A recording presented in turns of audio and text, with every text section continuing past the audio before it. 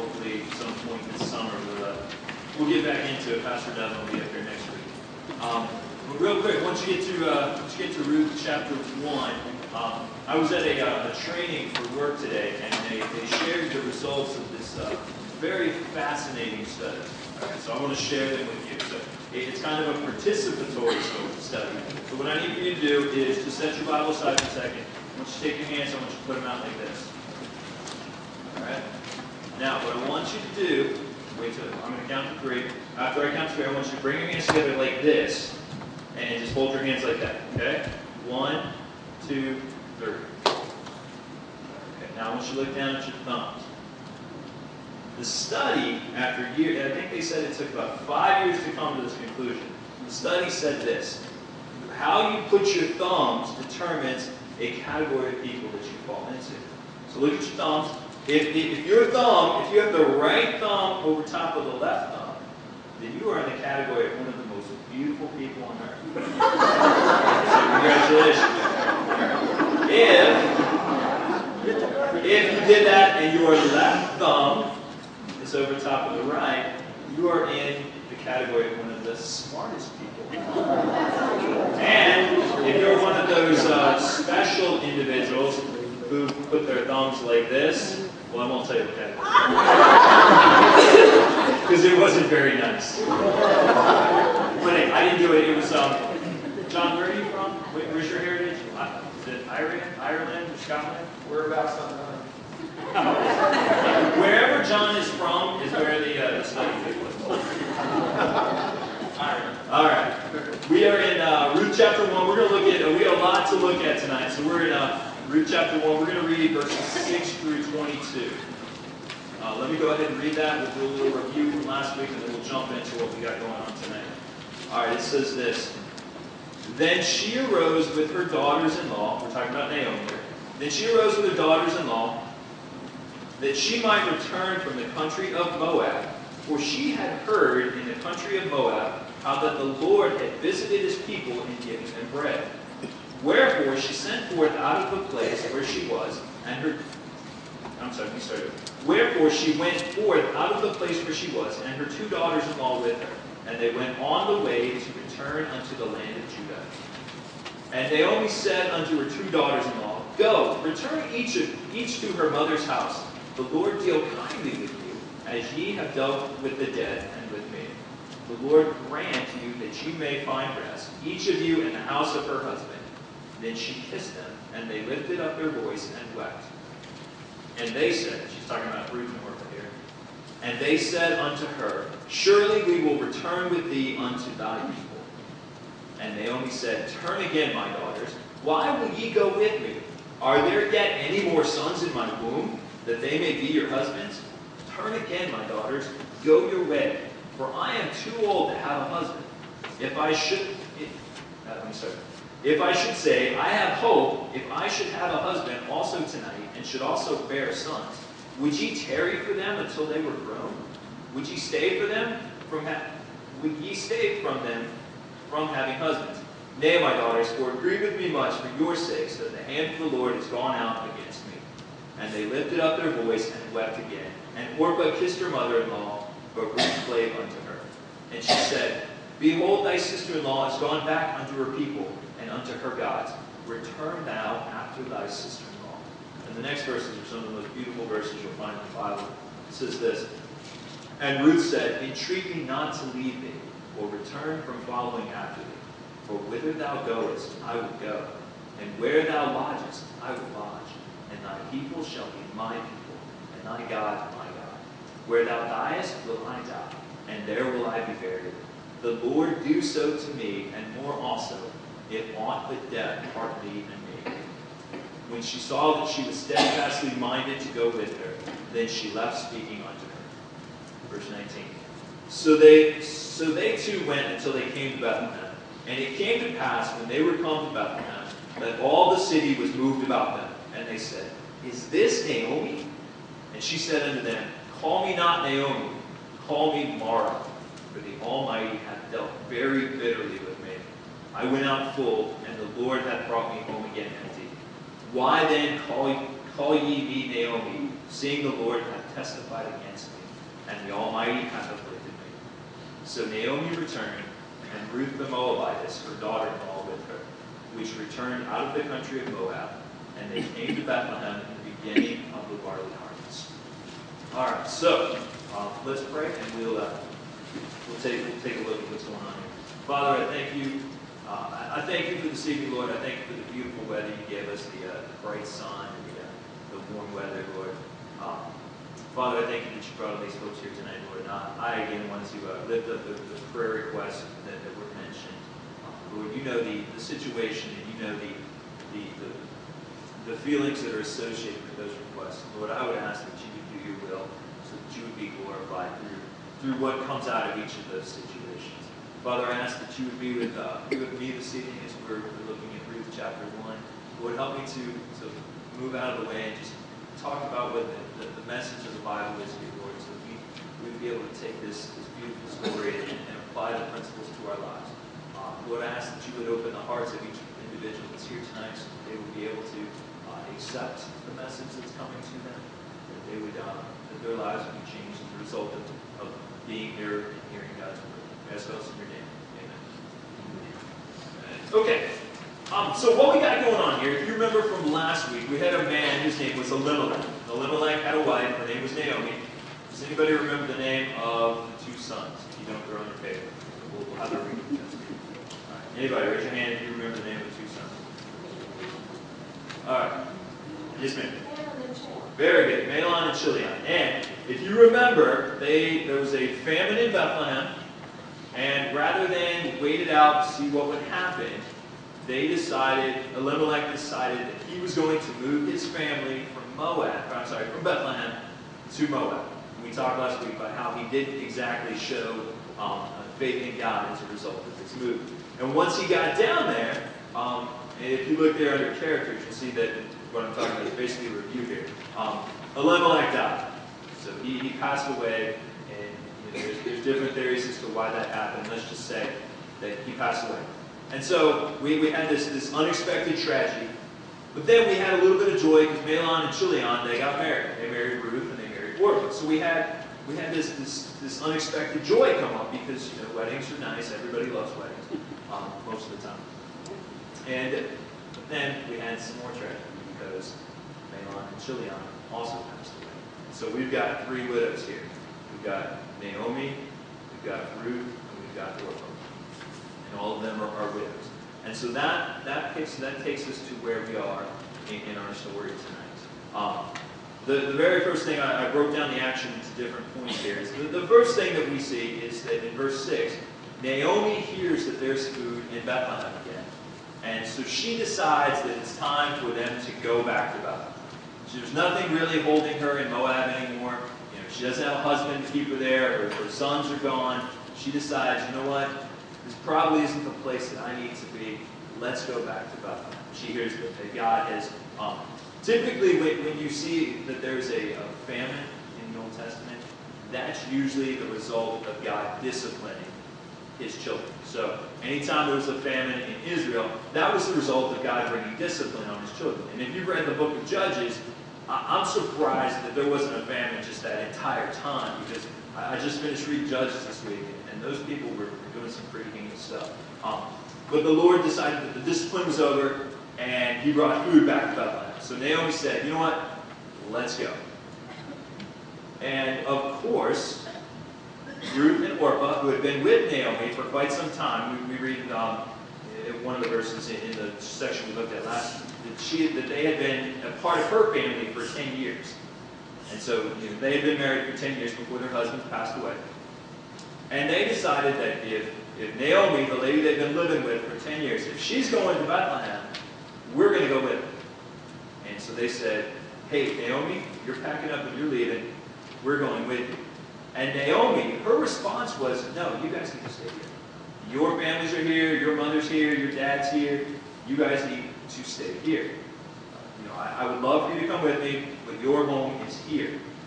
And let's see here. Let me read verses 7 through 13 again real quick. Actually, I'm not going to read all of it, but it says, wherefore she went forth out of the place where she was, and her two daughters-in-law with her. And they went on the way to return unto the land of Judah. And Naomi said unto her 2 daughters-in-law, Go, return each to her mother's house. The Lord deal kindly with you, as you have dealt with the dead and with me. The Lord grant you that you may find rest, each of you in the house of her husband. Then she kissed them, and they lifted up their voice and wept. So what Naomi's doing here is she's saying, Ruth, Orpah, you need to stay here. And they're like, no, we want to go with you. We want to go. We've been living with you for 10 years. Why in the world would you put us out? Why would you send us away now? Why didn't you do it when it first happened? You let us get attached. What in the world's going on here?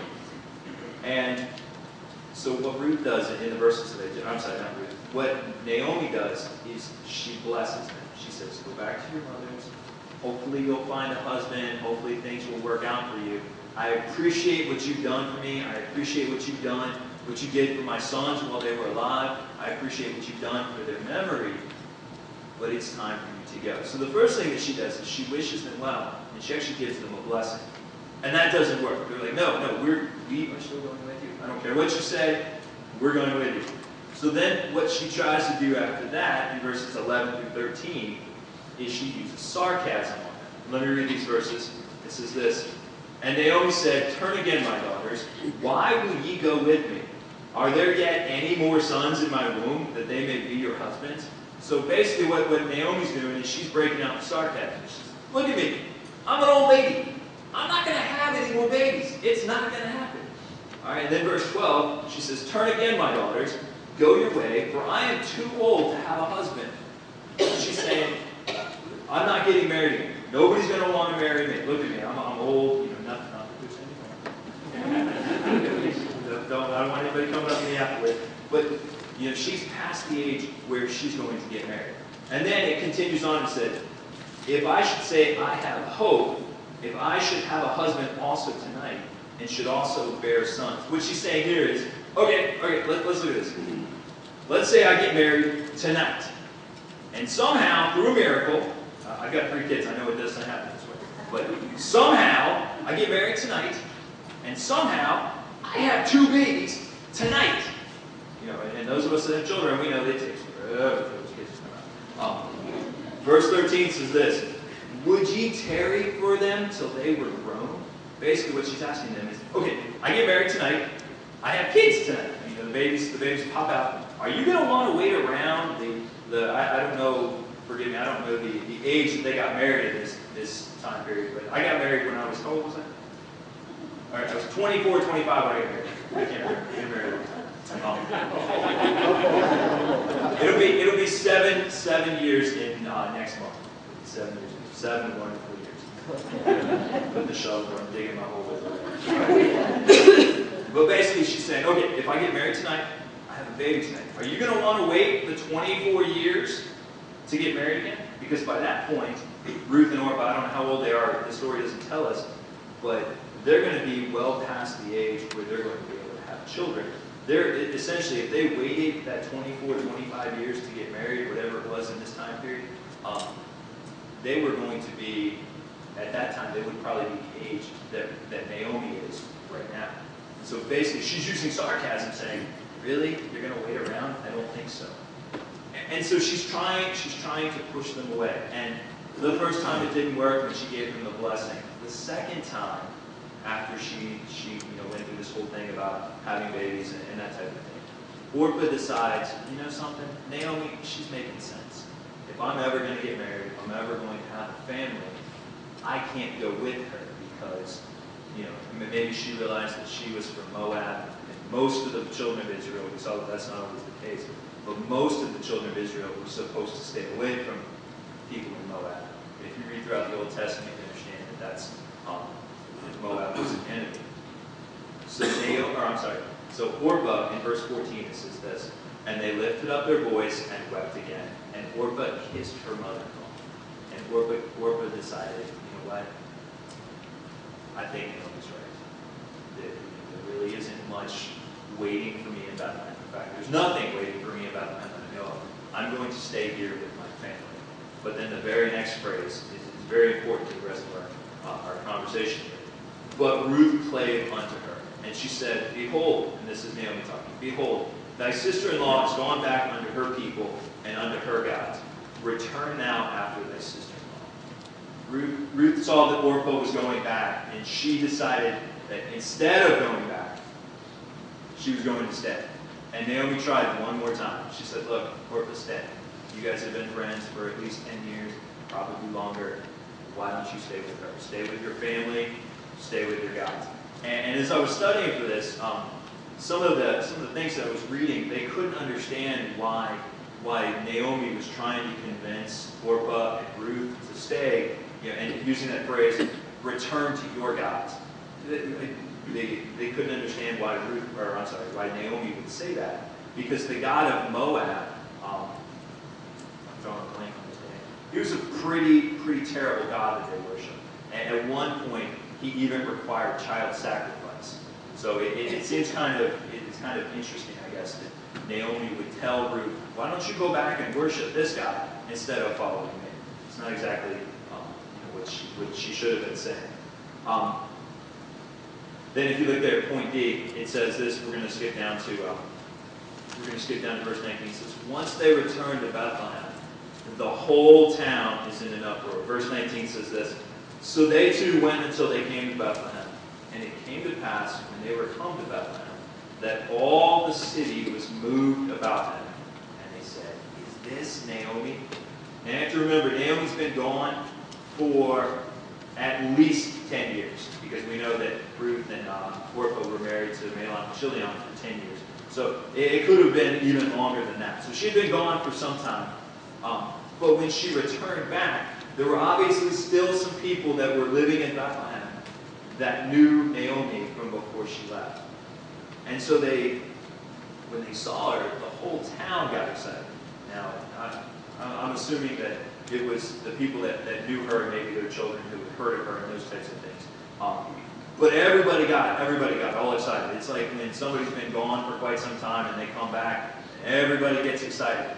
And then point E, it says this. When confronted, Naomi expresses a lot of anger toward God. So if you want to fill in that, I'm sorry I didn't give you point C either. Ruth refuses to leave Naomi. But point E there, Naomi expresses a lot of anger toward God. Let me read the verses that she says.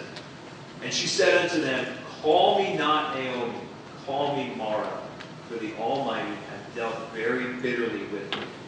I went out full, and the Lord hath brought me home again empty.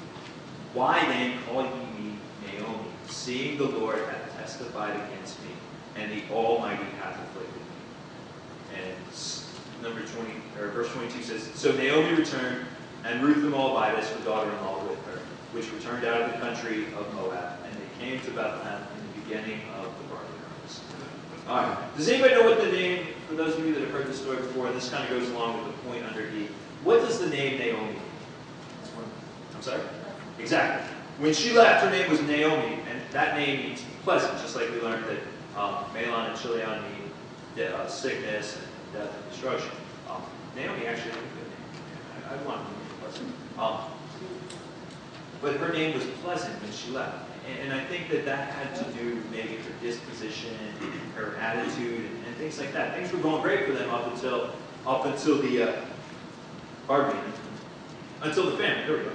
But when she came back, something had happened to her while she was over in Moab. Now, obviously, we know that what happened to her was the fact that her husband had passed away, and she had lost both her children, and now she's lost one of her daughter-in-laws as well. So when she comes back, she says, whoa, don't call me Naomi anymore. Don't call me Pleasant. My name is now Mara. Call me Mara from now on. Does anybody know what Mara means? It means bitter, exactly. So she went from being pleasant to being bitter. And that's going to play into what we're going to discuss here in just a minute. And then point 2 under there, she states that she went away. If you look at verse 21, she said, when I left, I was this, but now that I've come back, I'm this. What was she when she left? Full. She was full, exactly. But when she came back, she was now empty. And she's blaming all of this on God, which in hindsight, we know is a bigger thing. All right, so that's our story up to this point. They're back in Bethlehem, and we will hopefully at some point this summer pick up the rest of the story. But let me talk to you tonight about just something that we can take away from this particular story. There's a whole lot that we could discuss here, but I want to focus on just one thing. And if you looked at the top here under application, you've got this line. It says, be careful not to allow your circumstances to determine your attitude. Be careful not to allow your circumstances to determine your attitude. And I think for a lot of us, it's very easy for us to allow the things that we're going through to determine the way that our face looks, because our face is actually, believe it or not, our face is a mirror of what's going on inside. And you can try as much as you want to put on a happy face all the time, but if you've got a bunch of turmoil, if you've got a bunch of stuff going on inside, it's going to eventually come out through your face. You can walk around with a smile, and people will be able to see it in your eyes. And, the eyes are amazing with that. But we got to be careful not to allow our circumstances to determine our attitude. And the first thing that we need to do is when we do this is do not forget who is for you. Do not forget who is for you. And we can clearly see from verses 19 through 22 that Ruth, I'm sorry, not Ruth, I'm talking about Ruth, that's what I'm saying, that Naomi, she has forgotten who is for her. Instead of understanding that God is the one who's for her and that God is in control of everything, she seems to think that God is the one who's doing all of these things too. That it's when her husband died, God did that to her. That she was being punished for something. And then when her children died, she was being punished for something. She had a false understanding of who God is and what God is about. Point 1 there, it says Naomi changes her name. We've already talked. She said, don't call me Naomi anymore. Call me Mara, which means bitter. The change not only describes her attitude, but it also describes her appearance.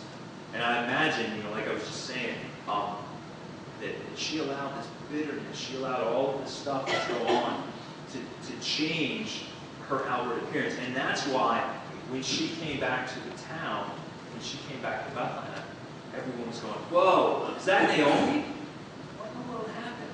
How many have ever seen somebody that you look at them, and you don't have to raise your hand because I don't want to know, but you look at them and you think that, like, oh my goodness, that person's like 65, 70 years old, and you go talk to them, they're like 23. Now, obviously, I'm exaggerating a little bit there, but we've all seen those people that we think that they're one age, when in fact they're much, much younger. And what's happened is they've allowed the circumstances of their lives, and they've allowed the way that they live their lives to prematurely age their bodies. I hate to bust on Walmart that I'm going to. I go to Walmart down in Charlestown, and there are people that I'll run into that should be my age. I'm 32, but they look like they're in their mid-40s because of the way that they've chosen to live their lives, and that could be through physical things that they've done, or it could be that they've got some unforgiveness or some bitterness that has prematurely aged them. And I think this is what happened to Naomi. She held on to all of this bitterness that she had against God, and it changed her appearance. Point 2 there, Naomi was right in believing that God is in control of everything, but she failed to understand His purpose. And I was talking to John before the service, so I'm going to blame him again. John, you're an easy scapegoat. And what I did was, on the way, before I left tonight, I wrote down a bunch of verses that I was going to have some of you look up and read so we could be a little more interactive. Because I was talking to John about hockey and things like that, I forgot to pass out the cards. So, here's what we're going to do. We got a minute or two. I need 1, 2, 3, 4, 5, 6 volunteers. If you'll volunteer, raise your hand up nice and high for me. Okay, we got Jennifer here. Jennifer, would you mind looking up Ecclesiastes 7:14 for me? Okay, who else? This man. Would you mind doing Lamentations 3:37 and 38? Lamentations 3:37 and 38. All right. This man. Isaiah 45 verse 7. Okay, and I need somebody who wants a real challenge. Okay. Amos 3 verse 6. I had a hard time finding that too. All right. This is an easy one. We'll give this to Jeremy. Jeremy, Romans 8:28 and 31. You don't have to read all of them, just those 2 verses. You don't mind, do I didn't see a hand. That's all right. Okay, good. And then I will do Psalm 30, verse 5. So we'll give everybody a second to to catch up there. Does anybody, while we're waiting for everybody to find the verses, especially the one in Amos, anybody have a comment or a question they want to make about this particular section? I know I've done a lot of talking tonight. Anybody have some input they want to throw out? No? Okay, all right. Then what these verses are these verses that we're going to look at are verses that show that God is in control of the good things and the bad things. And this is something that Naomi either didn't know or didn't have a proper understanding of. And the more that we come to grips with that, the easier it's going to be when these tragedies come at us for us to understand how to deal with them. All right, so Ecclesiastes 7:14.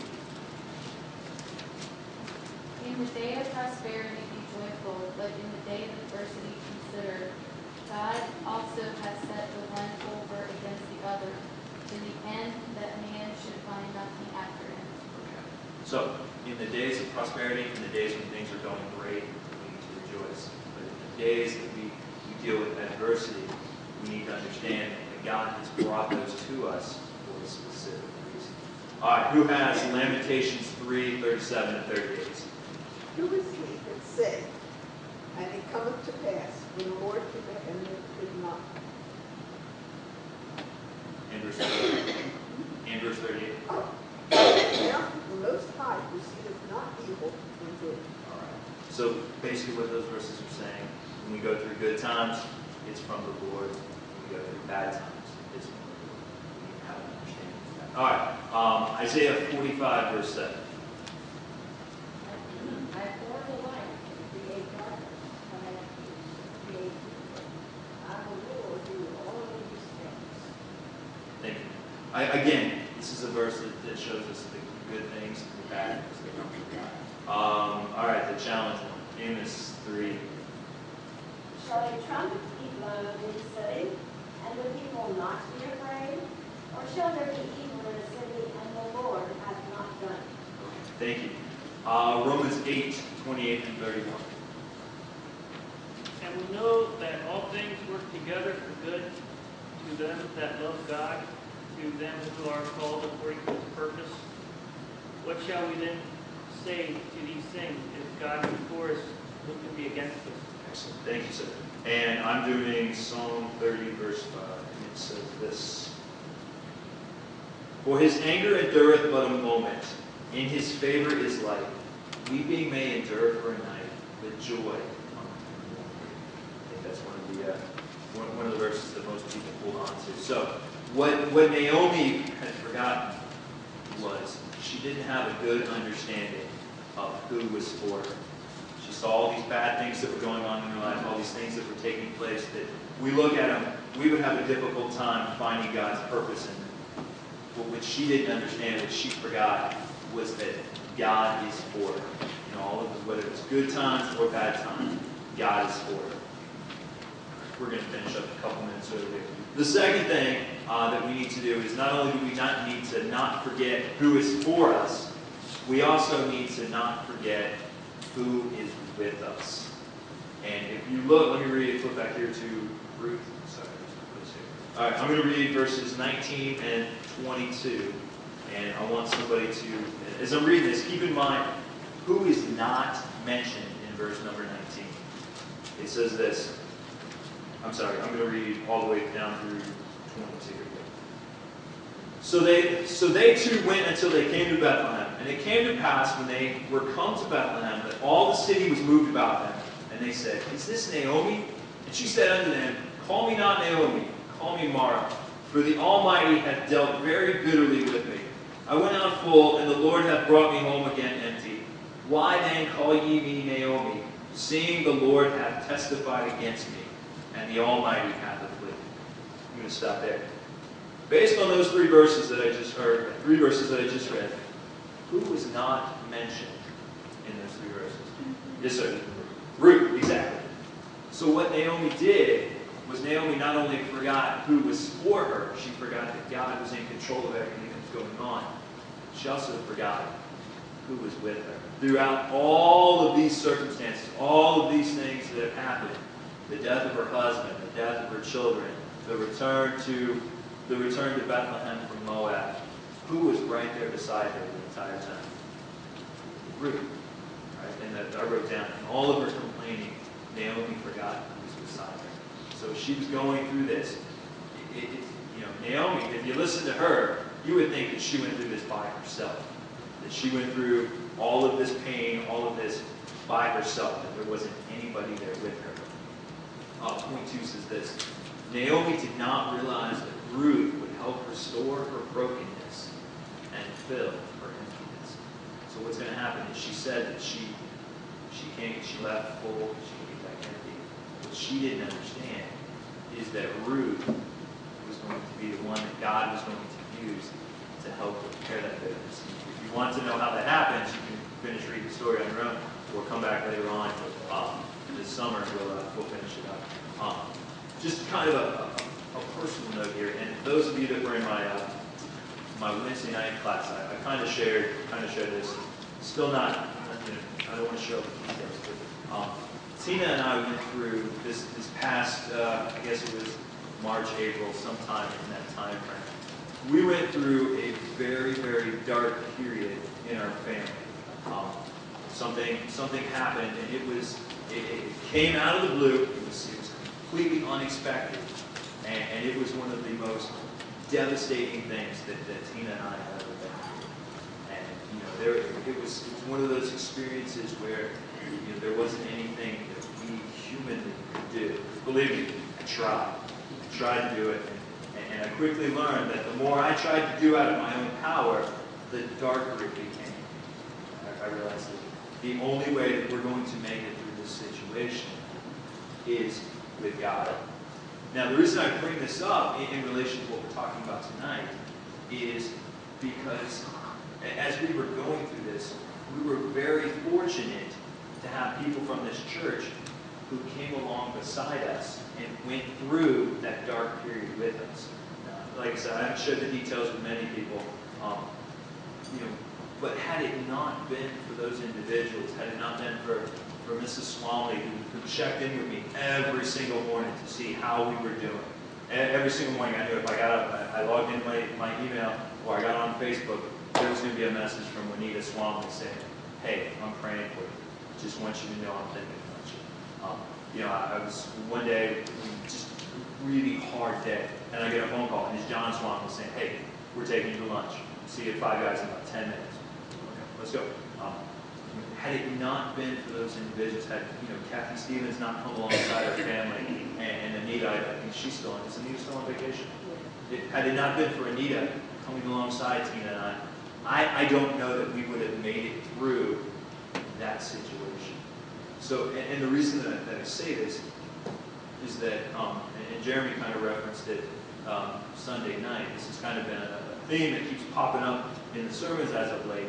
Is everyone's going to go through trials. Everybody's going to go through a dark time. And if you're not in a dark time right now, get prepared, because it's coming. You're either in a dark time, you've just come out of one, or you're about to go into one. And as you're preparing for that, make sure that you don't push the people around you away, because God has put them there. God has specifically brought those people into your life to help you go through those dark times. I'm sure that if you take a moment and think about it, you can think of somebody very specifically who maybe you forgot about them, but they were there as you went through a dark time. Another example from my own life, and then I'll finish up. Back in, I guess it was 2001, I've shared this before, back in 2001, I found out I wasn't going to be able to go back to college. In my senior year, I wasn't going to be able to go back to college. I also found out that year that my mom had breast cancer. So I had these two big things. I'm about to finish college, find out I can't go back, I don't have the money, and my mom's got breast cancer. How am I going to tell anyone to do this? That's a dark time. You're about to graduate college, you find out you're not going back. That is a dark time. You find out that your mom has breast cancer. That's a dark time. So, and now, as I was thinking about this lesson tonight and thinking about that time, I realized that was the same time that I met Tina. And so, the Lord brought Tina into my life at the right time. Now, fortunately, I didn't realize it at the time. I didn't realize she was going to be the one to help walk me through that dark period. I guess she had to go take her bag or something, so she's not here, so I can tell the story. But God brought Tina into my life to help walk me through that dark time. And I am incredibly thankful that she was there, because there were many a late night when I was talking to her about, why am I not back in school? I want to be back in school. I couldn't understand why I wasn't back in school. I couldn't understand why my mom was sick. But fortunately, I had someone to help walk me through that. So as we think about this story, number one, don't forget who is for you. When the hard times come, and they're going to come, believe me. When the hard times come, remember that God has a plan for you. God is taking you through this, and He has a purpose for it. But also don't forget who is with you. Look at the people that are around you. Don't isolate yourself from them. Understand that God has brought them there specifically for that reason.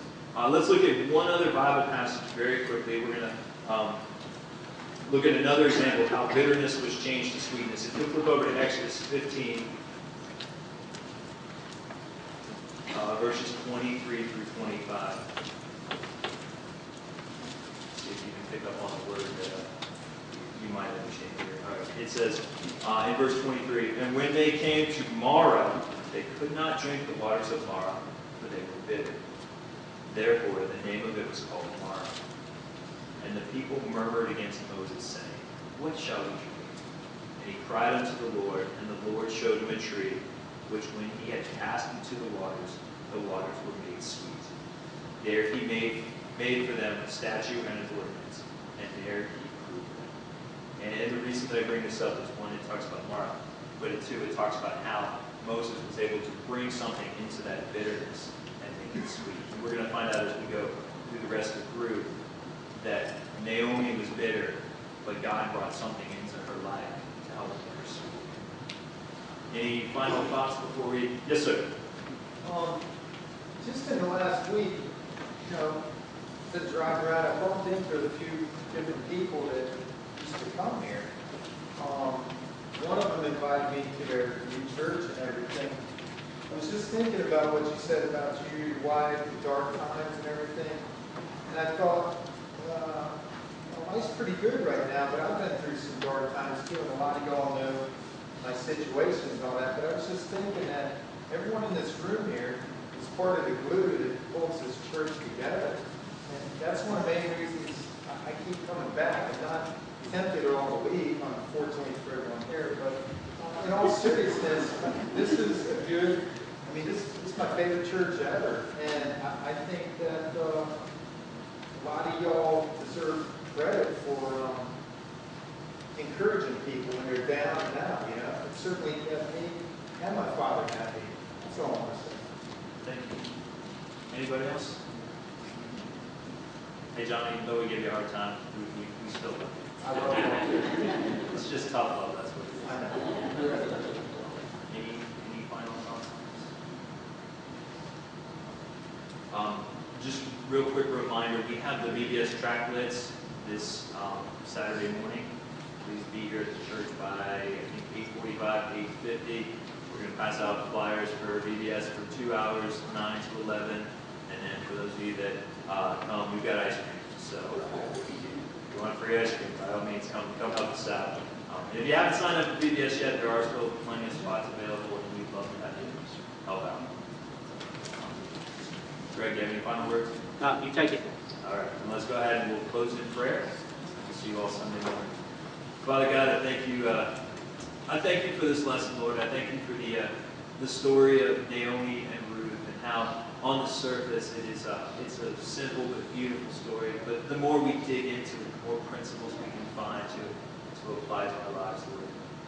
And Father, I thank you, as John said, I thank you for this church. I thank you for for the people that are here, the people that come on Sundays, Lord. I hope they know that I pray for them. But Father, help us to take this, Lord, as we go through our trials, whether we're going through one now or not, or whether it's coming, Lord. Help us to remember that you are for us, that you're not going to to do anything to cause us harm, Lord, but it's all to bring glory to you. And Father, also help us not to forget those that you brought into our lives to help us through that time. Father, I ask that you be with Pastor Devin as he's going to be coming back to us here in the next couple of days, that you give him a safe flight, and the other pastors that will be returning to their churches.